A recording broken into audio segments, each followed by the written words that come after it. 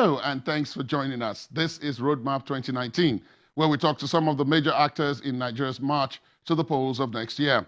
I am Ladi Akeredoluale. On this edition, my guest says leakages and inefficiencies in the procurement process in Nigeria are the main conduits for corruption, especially in government and its agencies. My guest also believes that there is still a large problem with security within the country, and that education has not been given the desired attention for it to contribute to development. Now, please join us as we talk to a former member of the House of Representatives and now PDP presidential aspirant, Dr. Yusuf Datti Baba-Ahmed.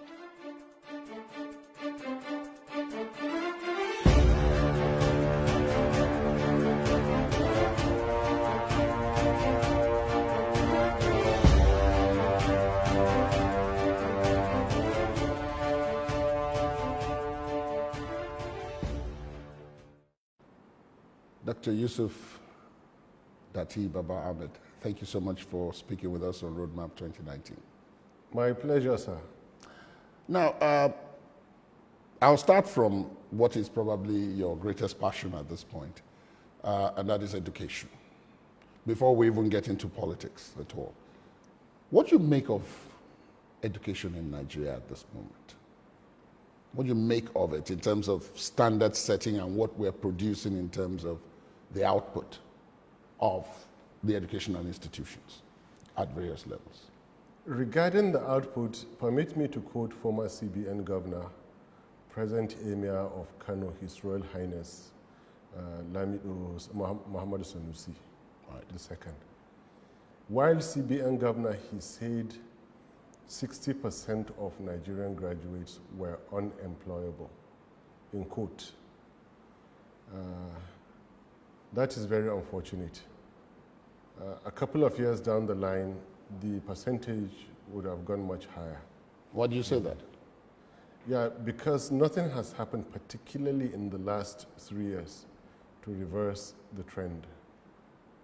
Yeah. So the standards are appallingly unacceptable, educational standards. That is manifest in every sphere of life, in public, in private. In public, from the public servants who move our files and treat our files daily, to the quality of security services that we receive, to the quality of engineering works, to the quality of medical services provided, to the quality of education plowed back into the society. Everything you find directly linked to the quality of education produced.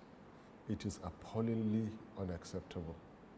Now, why do you think this is? Some people, if you ask generally, people will say, oh, it's a question of funding, everything is affected by the amount of money that is available for education, that standard-wise, people talk about you've got to commit at the minimum 26% of a yearly budget to education, and that Nigeria has never come anywhere near anything like that.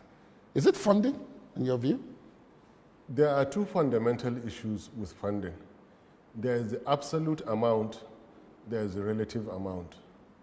The relative amount comes into effect in this regard. That is, how efficient are we in using the funding from government in education. But permit me to now extend it. It is beyond education. Once money is spent by government in Nigeria, the question of its efficiency comes into question. And the answer I'm giving you is generic. However, we started with the world of education, and it happens to be from this perspective that I'm going to answer a question, a phenomenon that is touching every aspect of our lives. How efficient are we in spending our money? Permit me to use the analogy of the tapeworm. Nigeria as a nation has a huge tapeworm in our intestine that takes away the better part of our nourishment. That better part could be anything from 50% to 90%. So if 1 billion naira, for example, is spent, be it on security to provide gadgets, be it on defense to provide equipment, be it on education to build the classrooms, be it on healthcare to provide more chemicals and reagents, maybe if we're lucky, 100 million goes to do the job. Where is the balance of 900 million? Goes into thin air, private pockets, group, individual interests, political interests, and so on and so forth. Now, there is no new Nigeria. There is no changing Nigeria. There is no developing Nigeria without fundamentally changing how efficient we are in spending. What am I saying? How we procure goods, services, and works. There is no Nigeria turning around without changing this fundamentally.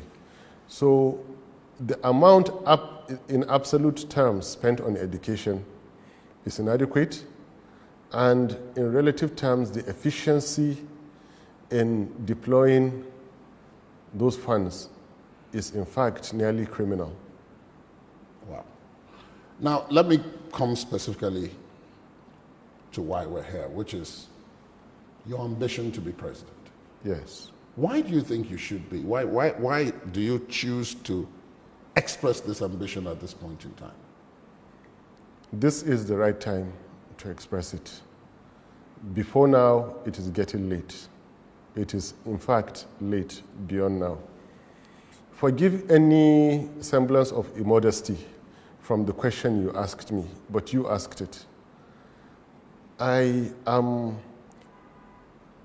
duly aspiring to be the president of Nigeria because I think I believe only the enormous powers of that office will grant me the opportunity to turn Nigeria into the Nigeria of our dreams.